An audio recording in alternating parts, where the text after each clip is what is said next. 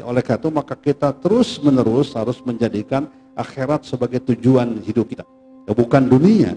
Ya, karena akhirat adalah darul jaza, sedangkan dunia sebagai darul amal. Tempat kita mempersembahkan yang terbaik dalam kehidupan ini.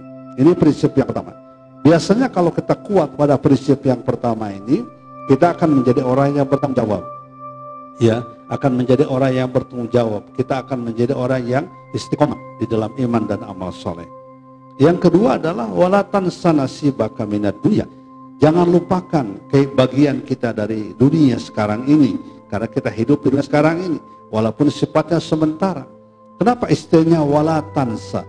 Jangan kau lupakan nasibaka minad dunya, bagian engkau dari kehidupan dunia.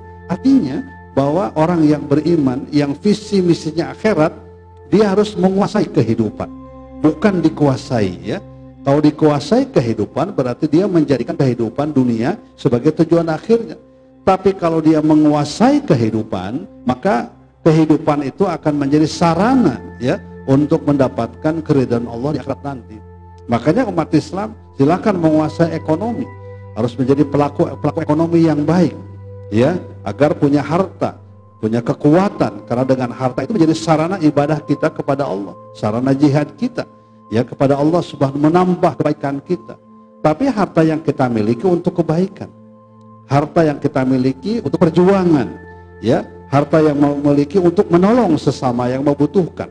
Jadi artinya kan tambah-tambah tuh kekuatan itu. Wala tansa nasibaka minad dunya. Demikian pula misalnya, ya, hal-hal yang lainnya, politika, ekonomi, pendidikan, budaya, dan lain sebagainya, itu ada sebagai sarana, tidak boleh diabaikan.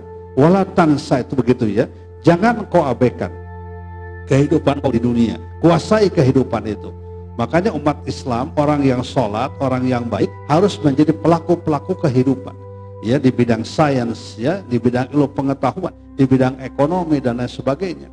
Bahkan di dalam surat An-Nur ayat 37, Allah memuji, ya, memuji orang-orang yang ahli masjid, tapi juga dia ahli pasar, gitu, ya.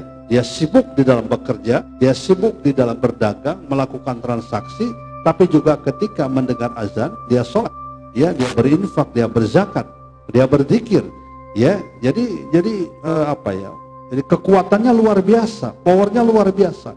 Karena visi misi hidupnya akhirat, maka dunia sehebat apapun adalah hanya sebagai sarana. Kita tidak boleh terlupakan hidup kita hanya karena urusan dunia atau hanya karena jabatan.